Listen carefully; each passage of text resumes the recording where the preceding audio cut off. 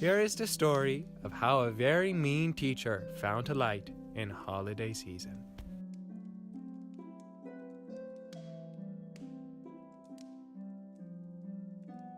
Every student at Blair loved holiday season, but one awful teacher did not for some reason. The guy hated Christmas and Hanukkah too. In fact, all the holidays he would prefer to eschew. It could be the papers kept him up all night. It could be ninth graders who gave him a fright. But I think the most likely reason of all had to do with the students who walked in the hall.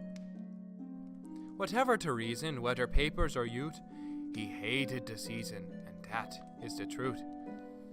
Starting out from his room and down at the sack, he would give a mean frown and kids he would whack. For he knew all these children in every classroom were planning to show up in Santa costume. "They're wasting school time," he snarled with a sneer. "Midterms are coming, they're practically here." Then he growled, beating his fists on the earth, "I must find some way to squash holiday mirth." So he schemed and he planned until he had found a solution that dealt with the joy all around. He went in his grade book and gave them all ease. He spread failure around like some medieval disease. Then he tore through the hallways, the classrooms, the gym, ripping decorations that seemed festive to him. He hunted down teachers and the principal too, and declared that he'd quit. He might even sue. "This holiday season is just too distracting. These students must stop. Their focus is lacking." The principal told him, "This issue's inane. These students are happy. You must be insane." The furious teacher stormed back to his room, collapsed at his desk, his heart filled with gloom. He devised an assignment to do on vacation. The students received it with great trepidation. They would write a review, make a slideshow as well, color a poster, and then win a Nobel. It was big, it was bad, it was frighteningly hard. It was so darn enormous, it left children scarred. The students all screamed and continued to yell. They hoped that the teacher would go straight to an early retirement. "We don't have the time and we don't have the will," the kiddos did cry in one voice oh so shrill. They sobbed on the bus and they wept in their homes. They wondered for what sins they had to atone. The teacher had done it, cackling with glee. The holidays were ruined, for you and for me. Then one young lad, his heart filled with love, set out on a quest as if sent from above. He wanted to show this teacher so cruel that the holidays should have a place in the school. For 3 long hard days he stalked the old man to gather the knowledge he'd need for his plan. He wanted to give him a most generous gift to show that through holidays, hearts he could lift. He watched and he waited so finally he'd know what it would take to make the teacher's heart grow. He ransacked his room and collected supplies, then settled to work on a lovely surprise. He stayed up quite late, far into the night. He carved and he colored to make it just right. The very next day he walked in with a smile to see if this teacher he now could beguile. He approached the mean man, his gift lifted high. "Happy holidays," he said to the cold-hearted guy. The atrocious instructor raised his thick bushy brow. As the student's gift moved him, he didn't know how. The teacher looked down. From his eye fell a tear, for this cute little kid had just made his whole year. He had never received a gift made with such love. This level of compassion he'd never known of. Then all of a sudden the teacher jumped up from his seat, and the assignment they no longer had to complete. "Don all your hats and your costumes as well," he roared as his heart continued to swell. He ran out of his room and into the halls, where he decked holly bows all over the walls. He skipped from the school with a grin on his face and a newfound connection to holiday grace. They say something changed in the teacher that day. It seemed all his meanness had gone far, far away. So what can we learn from this holiday tale? That a gift made with love will always prevail. Thank you for watching and lending your ear. Happy holidays to all, and to all a good year.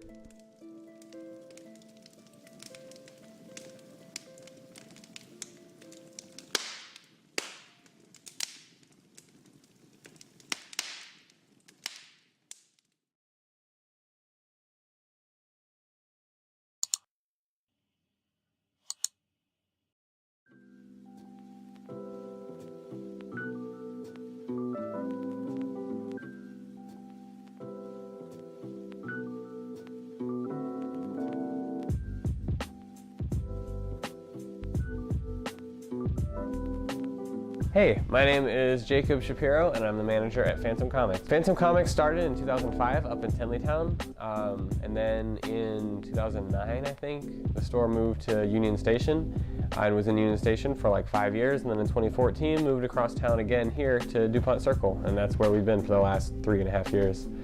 My name is Ray. I work here at Barbarian Comics in Wheaton, Maryland. Barbarian was created by a man named Carl Bridgers. He opened a used bookstore in downtown Silver Spring on Bonifant Street. The store was opened in 1986 by Joel Pollack. He opened the first store. It's in Bethesda. Comics in general are great because they're not just the combination of pictures and words. It's really everything in between. Comics are modern-day mythology. Superman in America is equivalent to the ancient Greeks' Hercules. The events we do here are really our lifeblood because in 2017, most things we sell people could get on the internet. The only thing that really makes us better than Amazon is the human connection. We do book clubs, which are probably the things we do the most of. We do comics workshops to help people, collaborate and talk about making comics. We also do trivia nights, we do femme nights, we do queer nights. We've been doing lately book club, and then they started doing actually D&D nights there, so people will come in and play games. For us, we've got a lot of regular customers who get stuff every week, and we know exactly what they read, and they don't even have to tell us their name when they come in. We already got their books set behind the counter for them. I think people really like that. And people kind of like the ritual of it, because comics come out every Wednesday, and we have a lot of people who will come in every week. But normally on a Wednesday when the new comics come out, we have our one of our best days, both because there are a lot of people coming in and because more people are buying a lot of stuff. Well, obviously, our busiest day is always Wednesday, because Wednesday is when new comics come out. So, all of our subscribers and regulars usually come in Wednesday. Depending on the stores, you get different deals, whatever. So we get our comics the day before, so we have time to process them, put them in the system, and all that. Pull them for subscribers, and then as soon as we open on Wednesday, all the new comics are up on the shelves, ready to go. And then everybody, most everybody who buys comics knows that they're coming out on Wednesday, so people will come in. If there's some crazy one, they'll come in early Wednesday morning. Part of it, it's like they're not even really there for the comics. They just sort of like the ritual of coming in every week, kind of fresh stuff, and then getting to chat with people about comics and about life, like what's going on that week. A lot of the regulars come in, and some of them will know each other because they've seen each other in here, and some of them will hang out afterwards, and people will hang out here for hours just talking about comics and stuff, and it's kind of nice. The comic stores, I think specifically in DC, comic stores, we need comic stores because they're like a niche art space in a city that is full of people with uptight, straight-laced government jobs. I think there's a lot of more artistically inclined people in DC, and they feel kind of stifled in this city. So I think it's really important for there to be art spaces and creative spaces here in DC. The only thing that keeps people coming back is the human connection that people have. The thing that makes people want to go into comic book stores, it's a little more of a community, and there's not it's not a huge community. So when you go to a store, you can have people that are similarly interested in comics, and you talk to people about stuff, and you just have kind of nerd out and have crazy conversations about stuff. We try to be as open and welcoming as possible to everyone from all different backgrounds and all different reading levels of how long they've been reading comics. And comic stores are going to be a niche thing. We know we're not going to be millionaires doing this. So, I mean, it's it's a dedicated audience, and we really like it. We're always looking for new ways to expand it and bring in new people who have never read a comic before.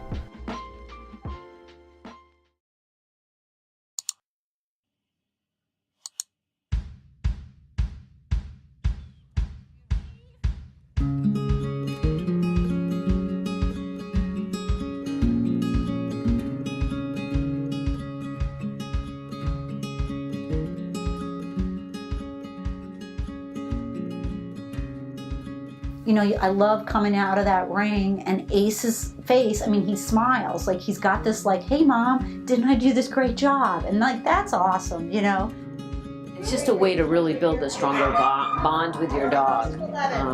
That's the best part of it for all of us. It's an adrenaline pump, to say the least. It's a blast.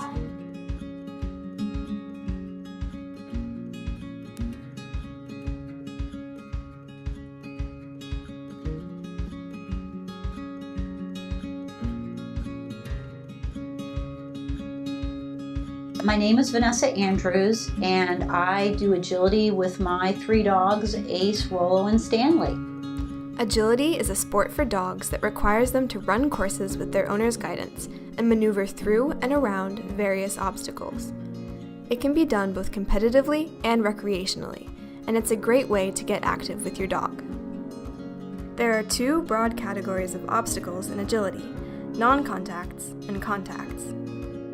The basic obstacles are jumps, tunnels. There are also weave poles. They're the most difficult in some ways for the dog because they're very unnatural. There are some other obstacles that are called contacts because the dogs have to make contact with them versus jumping over a jump. And we have an A-frame, which is a rectangular frame that you run over. And there is a dog walk that you run up and along and back down. There's a teeter, which is like a seesaw that they go over.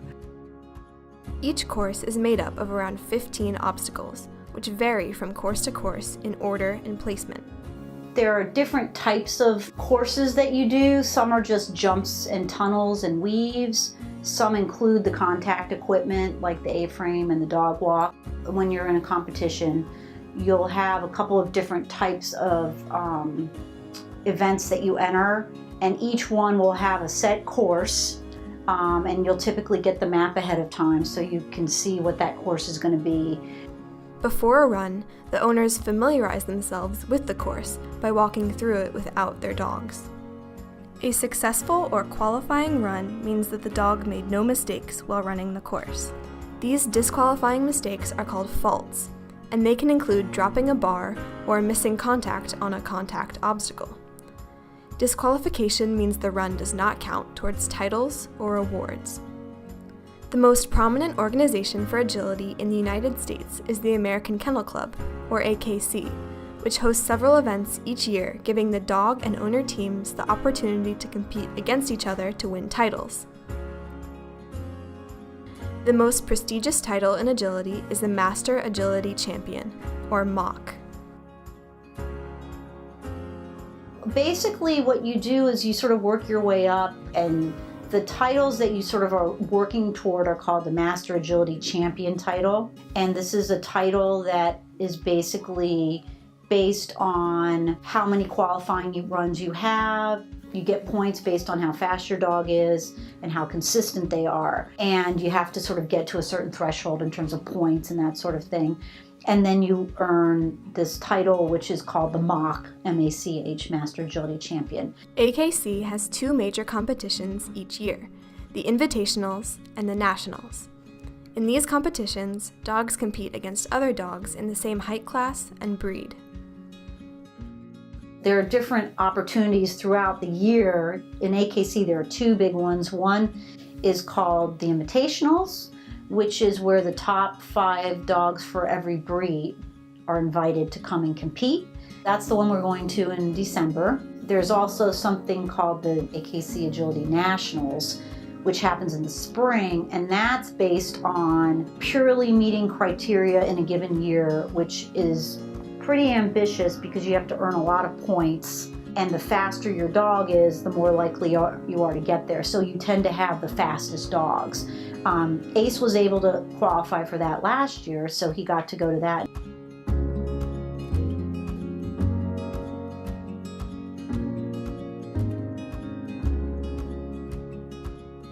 To practice for competitions, dogs and owners put in hours of hard work at training facilities and at home. Owners also get the help of professional dog trainers to guide them and provide expert opinion. I have been competing in agility since 1998, so almost 20 years. I have gotten to travel to 4 different countries competing and many states and national events. So I teach other people how to best cue their dogs. So if you don't cue your dog correctly, many dogs will do things that are unexpected that you don't want.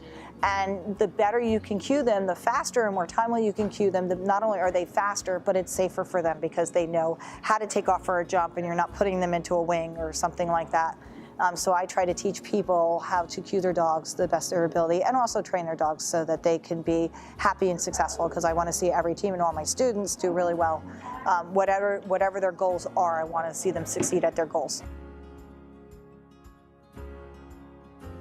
I appreciate that Cynthia is supportive of you regardless of if your dog is the fastest breed. She's just supportive of where you are and where you want to be with your dog. Trainers like Cynthia not only teach the technical side of agility, but also provide support and encouragement to their students.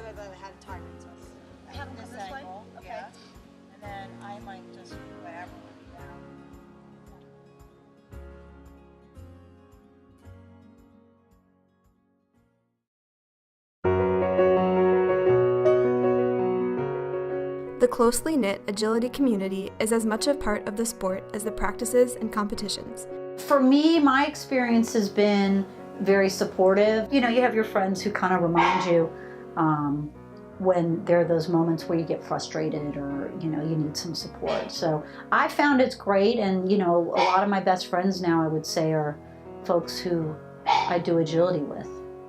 In addition to the community aspect, the thing that people who do agility find the most rewarding is the strengthened bond they create with their dog. My favorite part about it is the relationship that's developed between my dog and me, or my dogs and me. I lucked out with having a great little dog that is good at it and likes to do it. That bond that you get with your dog competing is very special. And I think what I learned over time is you just develop this relationship with your dog.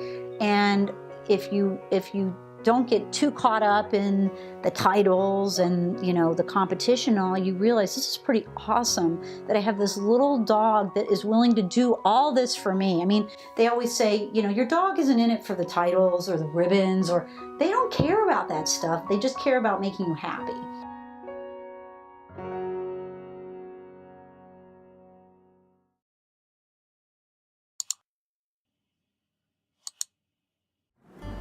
Campaigning is not easy. There's so many different things you can do on a campaign because there's so many different needs that you have. I definitely embrace social media. Following back is very important, I learned. Making short, concise videos that don't waste people's time but lets them know what they need to know. The number one most powerful thing you can do to convince a voter of your message, or to get them to vote for you or to support your campaign, is to have a meaningful conversation with them at their door about the issues that they care about, and about the issues that you care about as well.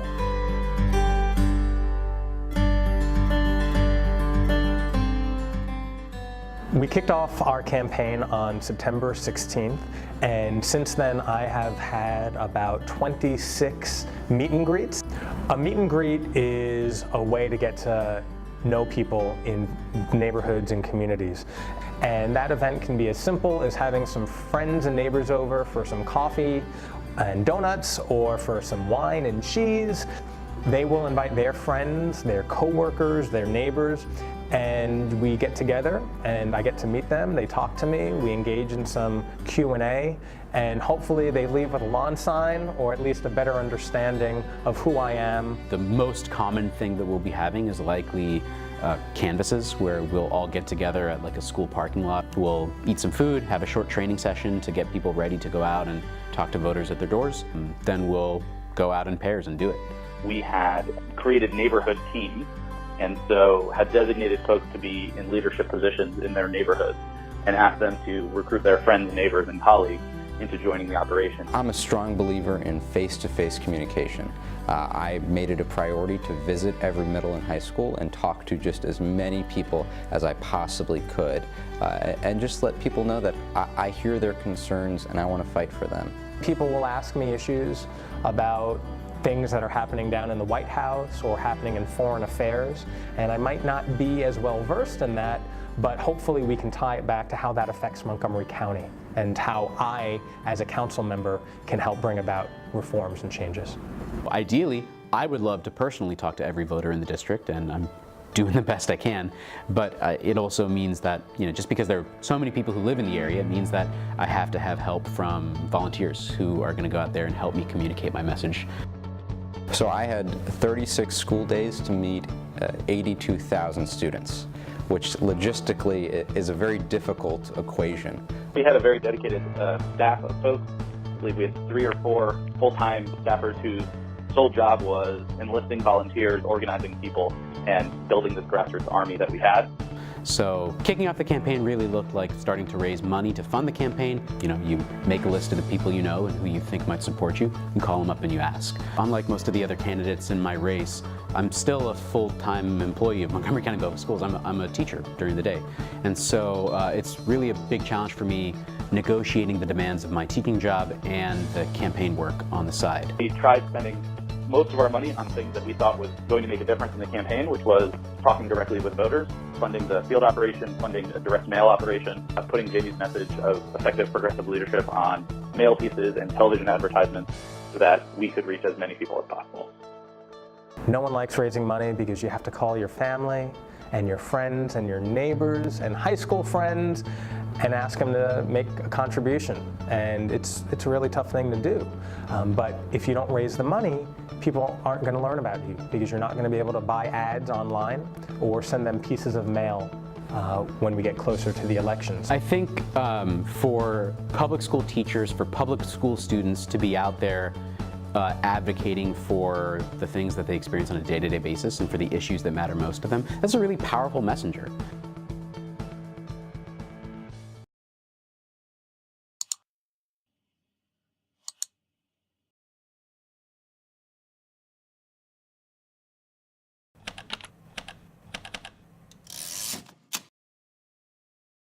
Now, it is an emergency. It's a national emergency. Overdoses up. The opioid epidemic. A medical emergency. Fentanyl is one of the most of America. Police in a small town in Ohio releasing a stunning and very sobering photograph to drive home the danger of heroin.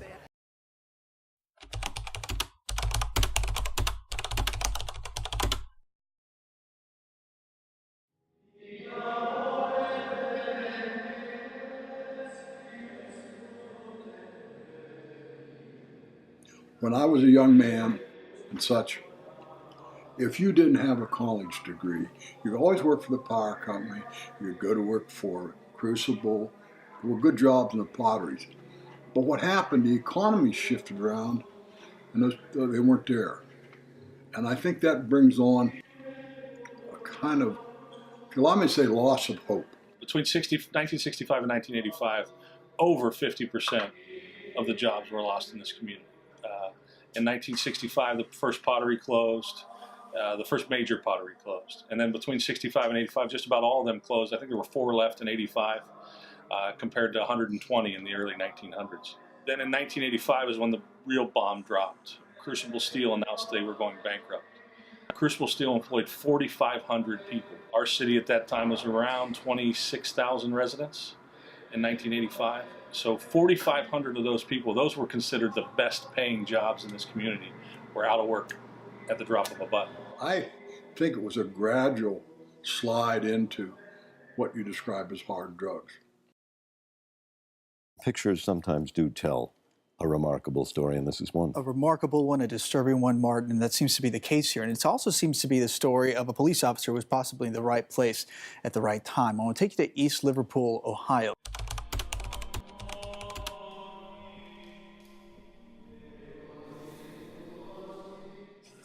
The school bus stopped, activated the lights, was discharging kids.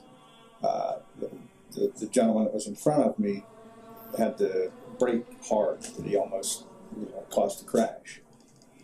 He got the vehicle stopped, the bus pulled away, and he remained there. As traffic started moving, he just kind of drifted off onto a side street. He just abruptly stopped. And then that's when I got out to investigate to see what's going on. But I'm limited at that time because I'm in my own personal vehicle. I got up to the car, made contact with the driver. You could see that he was obviously impaired, and he motioned towards his right front seat passenger, which when I gazed in there, you could see that I actually thought she was deceased at the time. She was completely unconscious, purple, And then while you're kind of scanning the interior of the car, that's when there was a little boy that was in the back seat of the car. So as I'm talking to this gentleman, I shut the car off, got the keys, and then he ultimately went unconscious. And I seem to get the same story, the same reason a lot of these people resorted to these type of drugs. A lot of them claim at some point they were injured, automobile accident, and they were on painkillers, and they got addicted to the painkillers, and the doctor felt that enough is enough. They stopped giving them these prescription painkillers, and it was a lot more difficult to find and a lot more expensive to find the prescription painkillers on the street, so they resorted to the street drugs, and that's unfortunate. We knew it was coming. The best days we had were in the late 40s. When I married my wife, this church had 719 people. Families were down to 120. It's just, this has not been the place that people stay. I saw good people leave. I see young people saying, what's in it for me? Will I really make it through it? And if I do, what do I have to look forward to? There got to be things for people to do. There got to be things to do. We call them jobs. A portion to do with your life that makes you feel complete. And if you don't have that, you're under a terrible, terrible strain to keep going, because life is not easy.